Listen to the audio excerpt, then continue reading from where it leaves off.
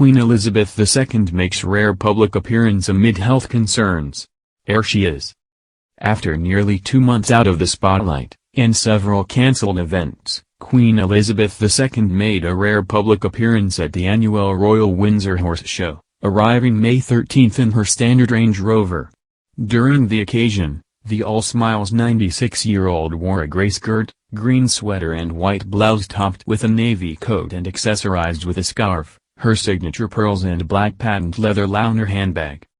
The monarch sat in the royal box along with her son Prince Edward, his wife Sophie, Countess of Wessex and friend Penelope Nichbol, Countess Mountbatten of Burma. They cheered on the Queen's horse Balmoral Leia, who took first place in the Highland class and resulted in Her Majesty receiving the Winner's Cup. Her attendance comes days after the Queen missed the state opening of Parliament on May 10, making it the first time in almost 60 years that she has not attended the event. A Buckingham Palace spokesperson said Her Majesty was experiencing episodic mobility problems and reluctantly made the decision to skip after consulting with her doctors. This wasn't the only event she's had to bow out of, with others including Easter Sunday service in April and Remembrance Sunday service in November. Though she's still made a handful of virtual appearances. Prior to the horse show, she had not been seen publicly since March 29, when she attended the service of thanksgiving for her late husband Prince Philip at Westminster Abbey in London. But her upcoming schedule is still as packed as ever as the country plans for her Platinum Jubilee next month. Royal watchers are perhaps most excited for the annual Trooping the Colour, one of 2 times she celebrates her birthday. However, this year will look very different than previous ones. After all, the Queen has decided to limit appearances to include just working royal family members.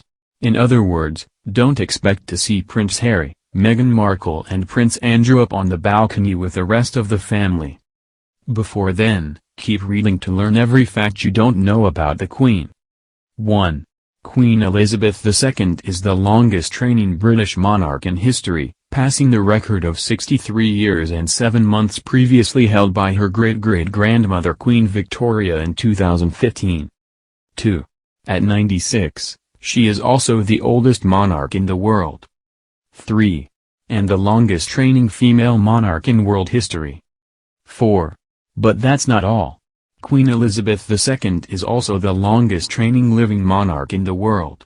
While there have been monarchs who've ruled for longer, including King Sobhuza II of Swaziland who reigned for 82 years and King Louis XIV of France who held the throne for 72 years and 110 days, they are no longer alive.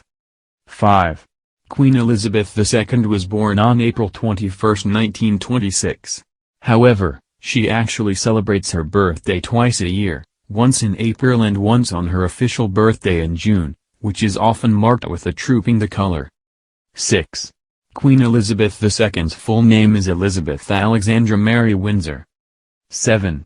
She was named after her mom, Queen Elizabeth the Queen Mother, as well as her father's grandmother Queen Mary and great-grandmother Queen Alexandra. 8. Then known as Princess Elizabeth, she was given the nickname Lilibet as a child. In fact, Prince Harry and Meghan Markle named their daughter Lilibet Diana Mountbatten Windsor after the Queen and the Duke of Sussex's mother, the late Princess Diana. 9. When she was a child, the Queen gave her sister, Princess Margaret, the nickname Bud. 10. Queen Elizabeth II didn't always live at Buckingham Palace. According to the royal family's official website, she spent her early childhood years at the London House 145 Piccadilly and at White Lodge in Richmond Park. Her parents also had the Royal Lodge in Windsor Great Park as a country home. 11. As a child, she stayed quite busy. According to the royal family's website, she studied art and music, learned to ride, joined the Girls' Guides at age 11, advancing to Sea Ranger, and became a strong swimmer, winning the Children's Challenge Shield at London's Bath Club at age 13. 12. Queen Elizabeth II gave her first public speech when she was 14 years old, addressing the children of the Commonwealth on October 13, 1940 amid World War II. Thousands of you in this country have had to leave your homes and be separated from your fathers and mothers, she said in her speech for the Children's Hour broadcast. My sister Margaret Rose and I feel so much for you, as we know from experience what it means to be away from those we love most of all. To you, living in new surroundings, we send a message of true sympathy, and at the same time we would like to thank the kind people who have welcomed you to their homes in the country. 13. She enrolled in the Auxiliary Territorial Service, ATS, in 1945, making her the first female member of the royal family to join the armed services as a full-time active member. During her time in the ATS, Her Majesty learned how to drive and maintain vehicles. According to the National World War II Museum, she started as a second subaltern in the ATS and was later promoted to junior commander, the equivalent of captain. 14. She also dedicated her life to serving the Commonwealth during the speech she gave on her 21st birthday. I declare before you all that my whole life, whether it be long or short, shall be devoted to your service and the service of our great imperial family to which we all belong, she said in 1947. But I shall not have strength to carry out this resolution alone unless you join in it with me, as I now invite you to do. I know that your support will be unfailingly given. God help me to make good my vow, and God bless all of you who are willing to share in it.